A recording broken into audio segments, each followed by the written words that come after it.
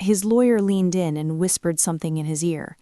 I watched from across the courtroom as my husband's face went from smug to confused to absolutely white.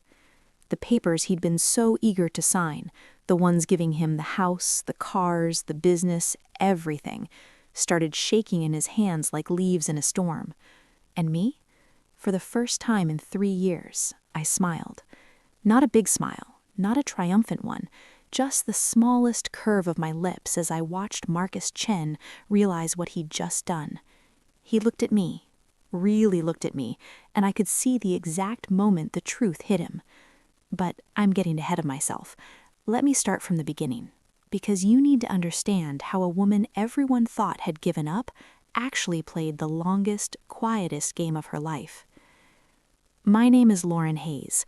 I'm 34 years old, and 3 months ago I finalized my divorce from Marcus Chen after 14 years of marriage. When I told people what happened, they always ask the same question: how did you know?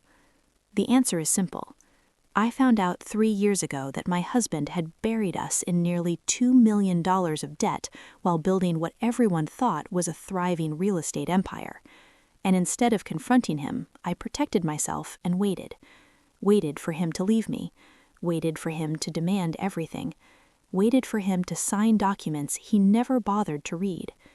This is the story of what happened when patience became my weapon. I met Marcus when I was 18 years old. I'd just started working at Sullivan & Price, a law firm in downtown Portland, as a file clerk, making $11 an hour. By 19, I'd worked my way up to legal assistant because I was good with details and better at keeping my mouth shut. Marcus was 25, charming, ambitious, full of plans about building a real estate development company that would transform Portland's housing market.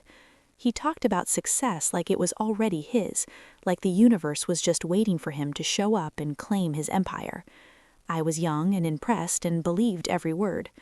We got married when I was 20. Our daughter Emma came along when I was 21. I kept working at the law firm part-time while raising her, building my 401k, saving every spare dollar. My grandmother had always told me, a woman needs her own money. Not secret money, just her own. I thought I was being paranoid. Turns out Grandma was just realistic. When I was 24, Marcus's company finally started getting contracts. He asked me to quit the law firm and help him full-time. He needed someone to manage the books, handle clients, coordinate with contractors, someone he could trust completely. So I became his everything: bookkeeper, office manager, client liaison, interior designer for model homes, marketing coordinator, social media manager, the person who remembered his mother's birthday and scheduled his dentist appointments and made sure he looked good in front of clients. My official title was wife. My unofficial title was the reason Marcus Chen's business didn't collapse. For 11 years, I did this. For 11 years, every award he won and every article written about him mentioned his vision, his drive, his brilliant business instincts. Never once did anyone mention the woman doing his books at 2 in the morning. But I didn't mind. We were building something together. That's what I told myself. Until I found out what we were really building. 3 years ago, on a Tuesday night in February, Marcus was working late. He was always working late by then, though I didn't yet understand what that really meant. I was going through the company accounts, reconciling expenses, when I found a transaction I didn't recognize. $45,000 transferred to an account I'd never seen before. I dug deeper, found another, then a pattern. I stayed up until 4 in the morning following the money, and what I found made me physically sick. Our house, the beautiful craftsman in Northwest Portland that everyone admired, had 3 mortgages on it. The original loan, $425,000. A second mortgage taken out 4 years ago, $380,000. A third mortgage taken out 18 months ago, $290,000. Total owed $1,095,000. Actual value of the house, $875,000. We were $220,000 underwater on a home I thought we owned. The business was worse. Lines of credit maxed out, $235,000. Back taxes owed to the IRS, $92,000. Unpaid vendor invoices, $145,000. Equipment loans, $68,000. Personal loans from investors, $180,000. The company Marcus bragged about at every networking event was drowning in $720,000 of debt. Even our cars weren't real. Both were leased with balloon payments coming due, $35,000 each. We didn't own anything. We just had very expensive monthly obligations. I sat at my kitchen table at 4 a.m. doing the math. Total debt, approximately $1.885 million. Total actual assets, maybe $1.4 million. We were $500,000 in the hole, maybe more. But where had the money gone? Over the next 3 weeks, I traced every transaction I could access. Cryptocurrency investments, $165,000, all lost. Online gambling, $83,000, gone. An apartment in the Pearl District, $72,000 in rent and furnishings for someone who wasn't me. Lifestyle expenses, watches, clothes, trips I was never invited on, $195,000. My husband wasn't building an empire, he was building a house of cards with someone else's money, and when the wind blew, and it would, everything would collapse. My first instinct was to confront him, to scream, to demand answers. But I knew Marcus. I'd watched him operate for 14 years. If I confronted him, he'd manipulate me. He'd explain it away. He'd make me feel crazy for questioning me. He'd probably find a way to blame me for not understanding business. And worse, if he knew I knew, he might try to hide the few assets I had that were actually mine. See, I'd always kept something separate. My IRA from my law firm years, $164,000. My inheritance from my grandmother, $285,000. I'd kept both in separate accounts for years, never commingling them with Marcus's business, never using them for household expenses. Grandma kept her own account for 47 years. Smartest woman I ever knew. I had $445,000 that was completely, legally, separately mine. So I didn't confront Marcus. Instead, I called my Uncle Robert, a retired accountant. We created an irrevocable trust for Emma. My IRA and inheritance went into that trust. Neither my name or Marcus's name appeared as beneficiaries. Just Emma, for college, a first home, emergencies. Untouchable. Then I documented everything. Every mortgage, every hidden account, every suspicious transaction. I printed copies and kept them at my sister's house. I put copies in a safe deposit box. I saved everything on an encrypted drive. And then I waited. I knew Marcus would leave eventually. Men like him always do. They get bored, they find someone younger, they decide they deserve more. I just had to be ready when it happened. 3 years of waiting. 3 years of watching him dig the hole deeper. 3 years of smiling at dinner parties while knowing our entire life was built on debt we couldn't pay. I got very good at patience and very good at pretending I didn't know my husband was financially drowning us both. The bomb dropped 4 months ago on a Wednesday evening. I was making dinner, his favorite, salmon with roasted vegetables, when Marcus sat down at the kitchen table with a look on his face I'd never seen before. Not sad, not apologetic, just businesslike. "I want a divorce," he said. "And I want the house, the cars, the business, everything. You can keep Emma." He said it like he was ordering from a menu. "I'll have the assets, hold the child, thanks." I just stared at him. "What?" "You heard me. I've been unhappy for years. I want out, and I want what I built." What he built, like I hadn't spent 14 years building it with him. "When did you decide this?" "Does it matter? I've already talked to a lawyer, Harold Chen at Chen & Associates. We're filing next week." He'd already hired a lawyer, already made plans, already decided my future without consulting me. "What about Emma?" "She's 13. She'll be fine. You're good with her. I'll see her on weekends." I looked at this man I'd been married to for 14 years and realized I'd never actually known him at all. "I need to think about this."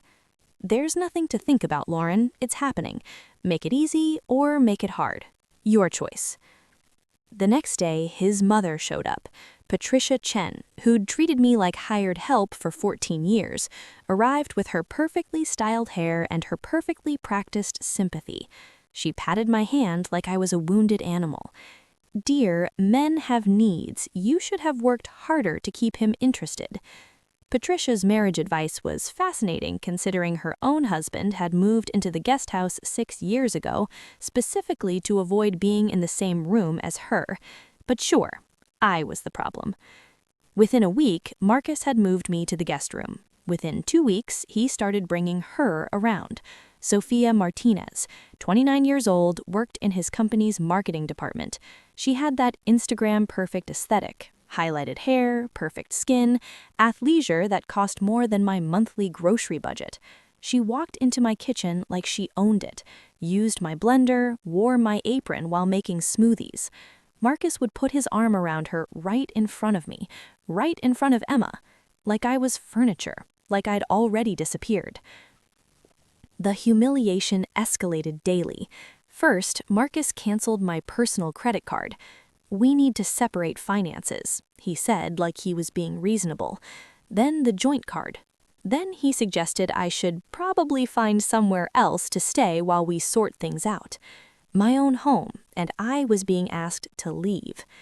His mother came over to help me pack, and by help, I mean she went through my belongings and decided what I deserved to keep.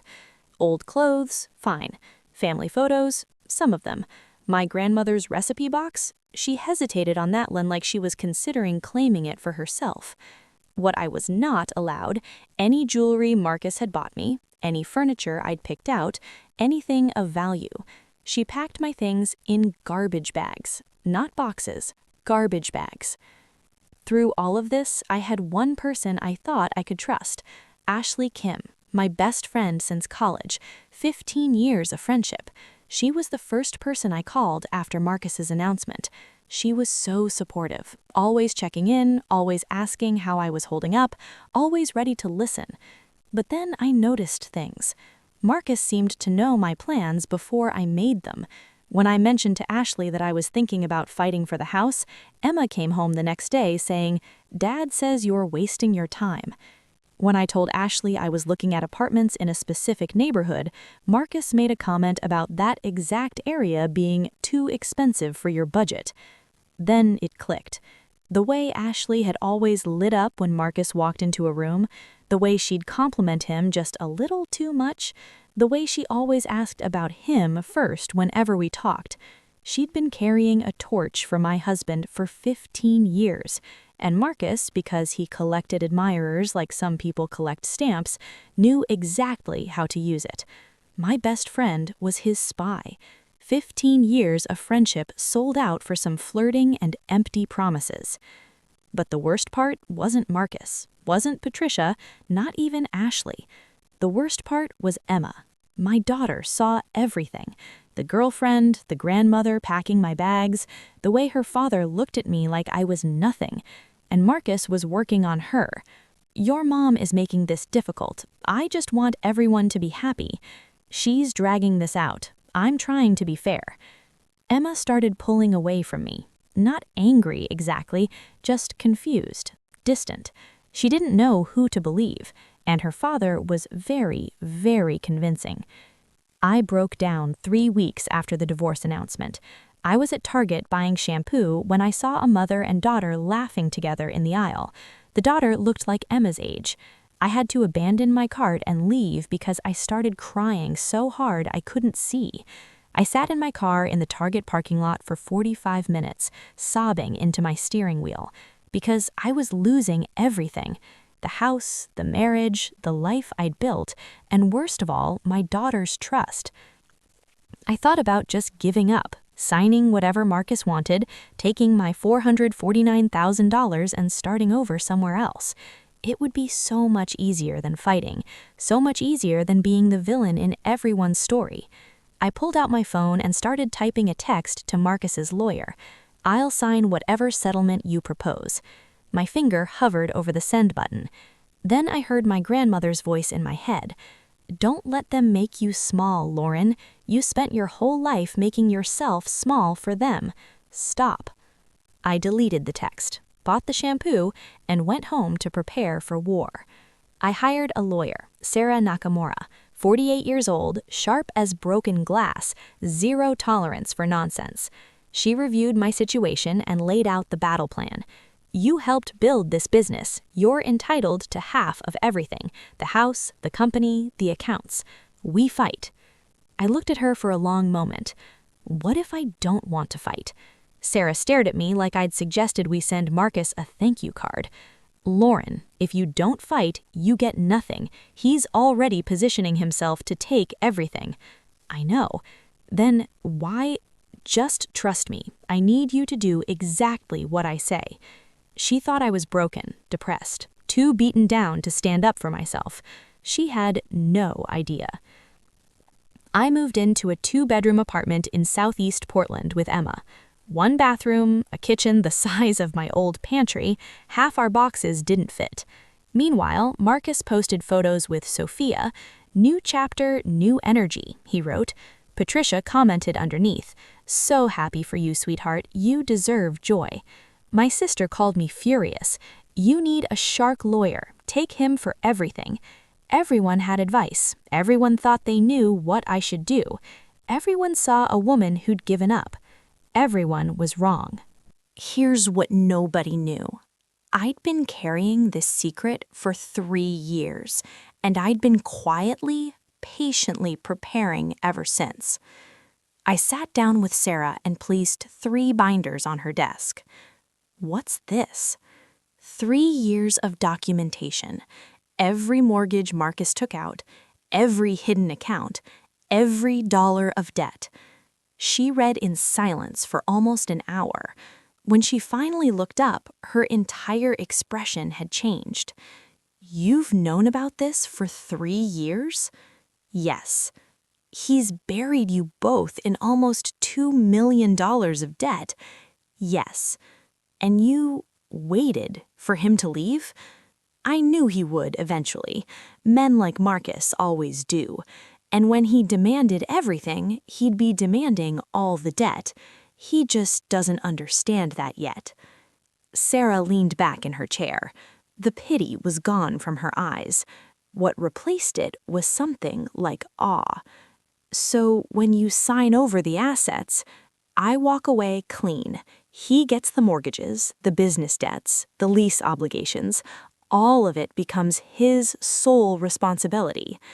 And your inheritance, your retirement account, separate property, never commingled, sitting safely in a trust for Emma. Sarah was quiet for a long moment. Then she smiled, a slow, dangerous smile. Mrs. Hayes, I believe I owe you an apology. I thought you'd given up. I smiled back. Everyone thinks that. That's kind of the point. The next 3 months were a masterclass in acting. I became exactly what everyone expected me to be: broken, defeated, barely holding on. I showed up to mediation sessions with red eyes and trembling hands. I spoke softly, hesitantly, like a woman who'd lost all her confidence. I asked for so little that even the mediator seemed uncomfortable. I just want enough to start over, I said during our second mediation session. I'm not trying to be difficult. I know the business is his life's work. I know the house means everything to him. I requested a settlement of $65,000 cash, my personal belongings, and shared custody of Emma. That was it. Marcus agreed immediately. He was probably expecting me to fight for half of everything. Instead, I was asking for crumbs. He looked at me across that mediation table with something almost like pity. I deserved an Oscar. With each passing week, Marcus's arrogance grew. He stopped being careful, stopped pretending to be reasonable. He told everyone who would listen that I hadn't even fought. She just gave up, he told his golf buddies. I offered her a fair settlement and she took it without a word. Patricia bragged at her book club. Marcus is keeping everything. That woman didn't get a dime. I always knew she wasn't strong enough for my son. To celebrate his upcoming victory, Marcus bought himself a new watch, $18,000. I saw the charge on the business account. He was still using business funds for personal expenses, still digging the hole deeper, still having no idea what was coming. But while the adults played their games, Emma was watching. She noticed her dad's new watch, but heard him tell her they couldn't afford the school trip to Washington, D.C. She noticed Sophia's shopping bags piling up, but heard Marcus complain about money being tight. She noticed the apartment we'd moved into had water stains on the ceiling, while the house she used to live in was being renovated for Sophia. One night, 2 weeks before the final hearing, Emma came home from her dad's house and sat down across from me at our tiny kitchen table. "Mom," she said quietly, "is Dad actually rich?" I looked at my daughter, 13 years old, too smart for her own good, her dad's eyes but my grandmother's instincts. "What do you think?" She was quiet, processing. "It seems like something's not right. I think he's pretending."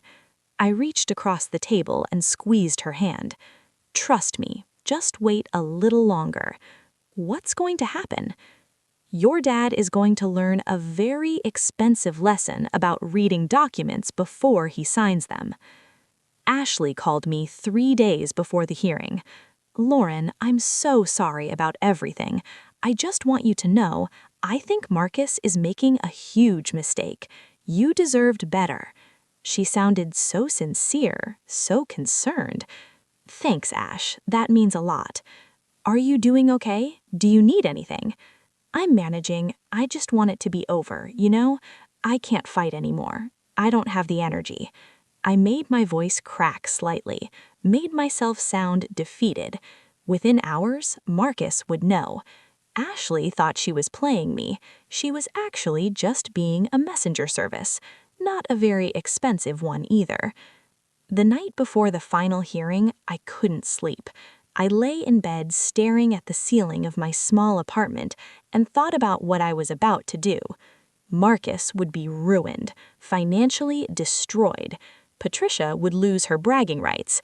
Ashley would realize she'd been used, and Emma would watch her father's empire crumble. I thought about my grandmother, about the $285,000 she'd left me with explicit instructions. "This is for you alone, Lauren. Don't let anyone take it."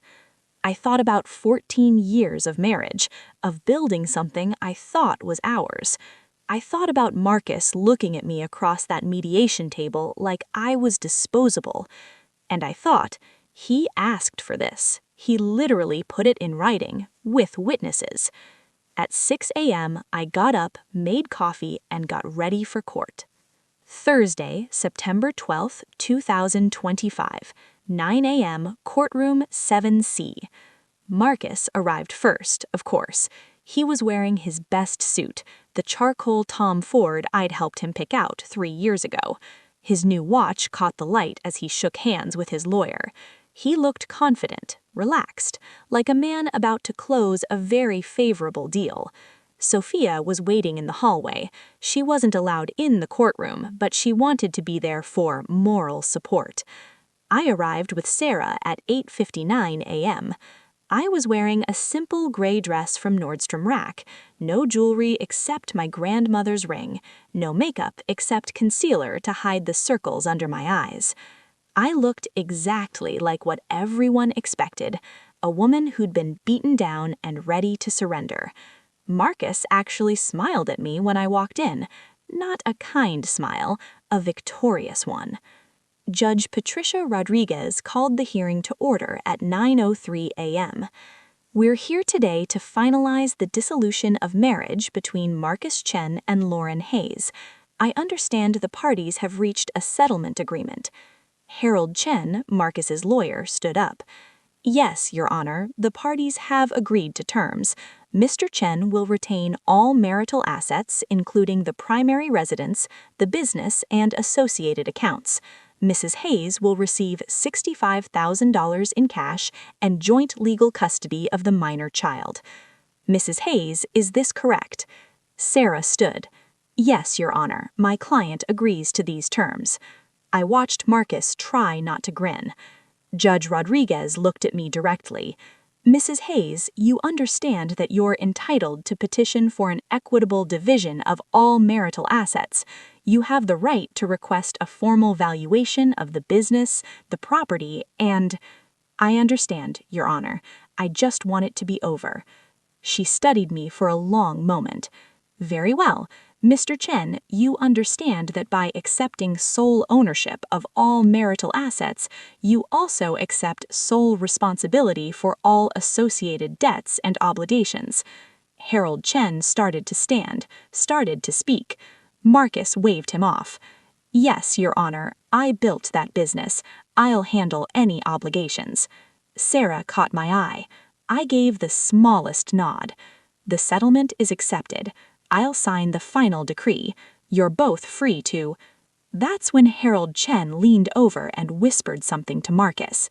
I couldn't hear what he said, but I watched Marcus's face, watched the confidence drain out of it, watched his skin go from tan to gray, watched his hands start to shake so hard he dropped the pen he was holding. What? Marcus said, his voice suddenly very loud. What do you mean? Harold whispered again, urgently. Marcus grabbed the settlement documents, started reading, actually reading for the first time. His face went white. Your Honor, Harold stood up quickly. My client requests a brief recess to review. Denied, Judge Rodriguez said. Mr. Chen had 3 months to review these documents. The settlement has been accepted by both parties and approved by this court. But, Your Honor, my client wasn't aware of the full extent of the liabilities attached to— Your client just stated under oath that he built the business and would handle any obligations. The decree is signed. We're done here. I gathered my things slowly, carefully. Marcus was still sitting at his table, staring at the documents like they were written in a language he didn't understand. Harold was furiously flipping through papers, his face getting redder by the second. I walked past their table on my way out. Marcus looked up at me. What did you do? His voice was shaking. I agreed to your terms. You got everything you asked for. The house has 3 mortgages. The business has— How did you— I did your books for 11 years, Marcus. Did you really think I didn't know? Harold grabbed Marcus's arm. Don't say anything else. We need to talk, now. I kept walking. Sarah caught up to me in the hallway. That was the most beautiful thing I've ever seen in 22 years of practicing law. What did his lawyer whisper to him? Sarah smiled. He finally did the math. The house is $220,000 underwater. The business has $720,000 in debt. The cars have balloon payments due next month, totaling $70,000. He just accepted sole responsibility for approximately $1.9 million in liabilities to acquire maybe $1.4 million in actual assets. So he's $500,000 in the hole, at minimum. Probably more once the IRS comes calling about those back taxes. Emma was waiting outside the courtroom with my sister. Is it done? She asked. It's done. What happened to Dad? I looked at my daughter, at her intelligent eyes and her serious expression. Your dad got exactly what he asked for. He just didn't bother to understand what that meant. We walked out of the courthouse into the September sunshine. My phone started buzzing immediately. Text messages. One from Ashley. OMG, what happened? Marcus is calling me freaking out. He says you screwed him? I blocked her number. One from Patricia. You vindictive witch. How could you do this to my son? I blocked her too. One from Marcus. We need to talk. This isn't over. I showed it to Sarah. It's over, she said. He signed the papers. He accepted the terms. It's done.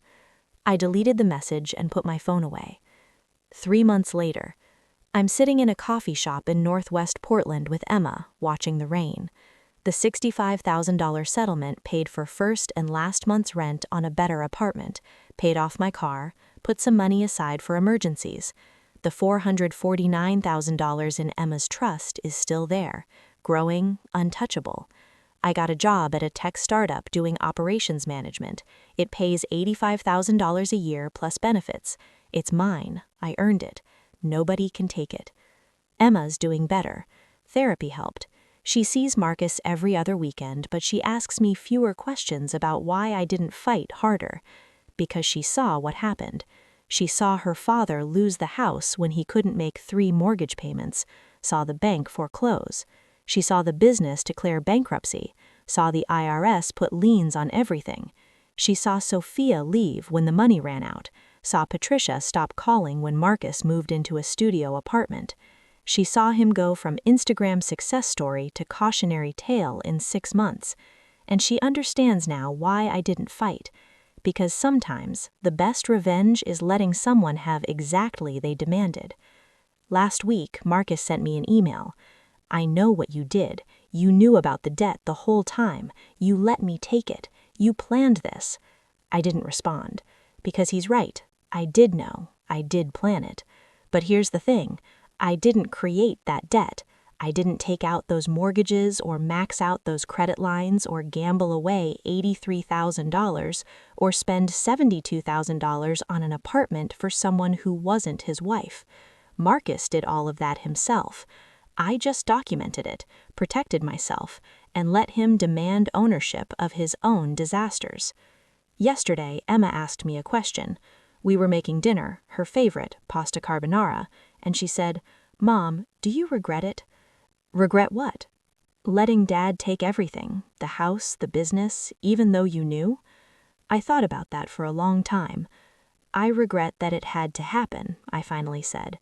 I regret that your dad made choices that hurt our family. I regret that you had to see all of it. But do you regret what you did?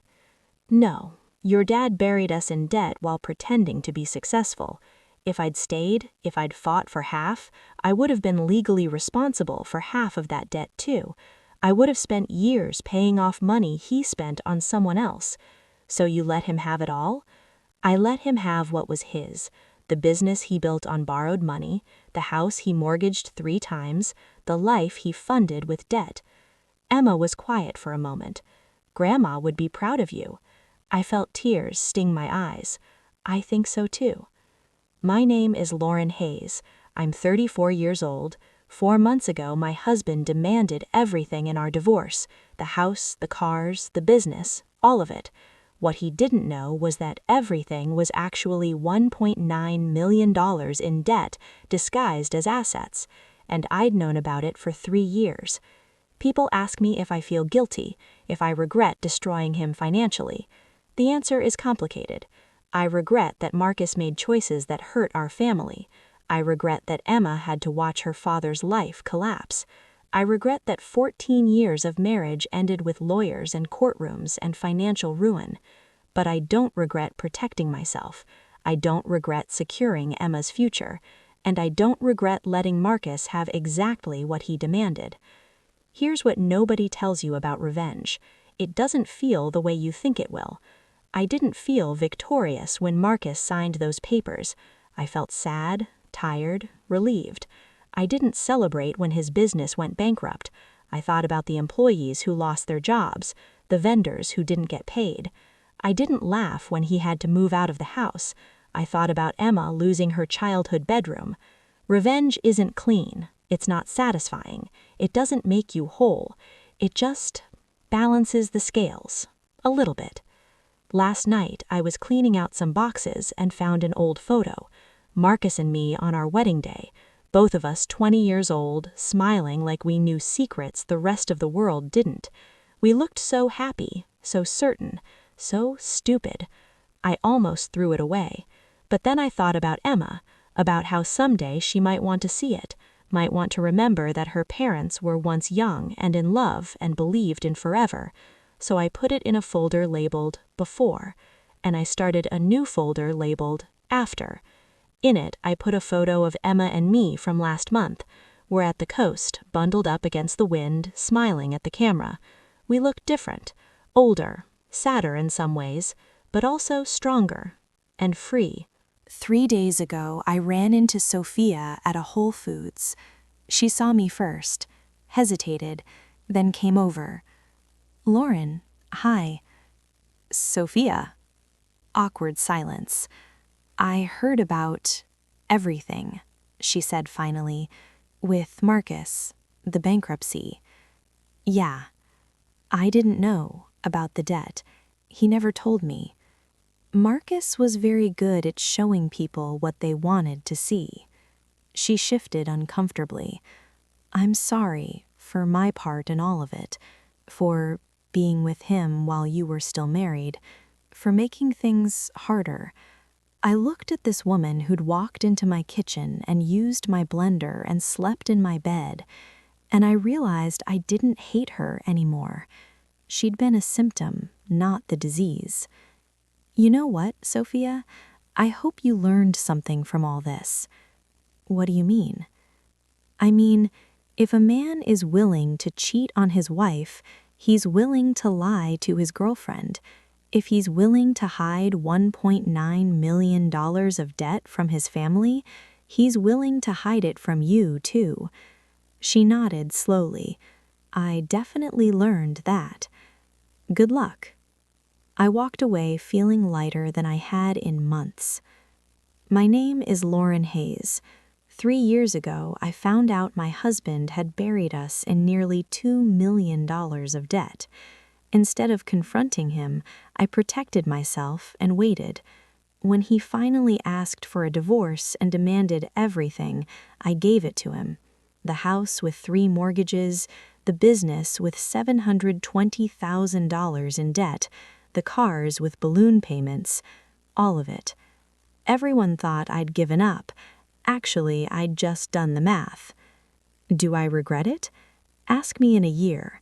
Right now, I'm sitting in a coffee shop with my daughter, making $85,000 a year at a job I chose, living in an apartment I can afford, with $449,000 sitting safely in a trust nobody can touch. Marcus is living in a studio apartment, fielding calls from creditors, trying to rebuild from zero. Some people call what I did cold, calculated, cruel. I call it smart, because my grandmother was right about one thing: a woman needs her own money, not secret money, not revenge money, just her own. And that's exactly what I have. So here's my question for you. Have you ever had to choose between your peace and someone else's comfort? Drop your story in the comments. You're not alone. If this resonated with you, hit that like button. Share this with someone who needs to hear it. Sometimes one story is all it takes to realize you're not the villain for walking away. Hit the bell so you don't miss the next one. And remember, the strongest thing you can say isn't "I forgive you." Sometimes it's just "I'm done." See you in the next story.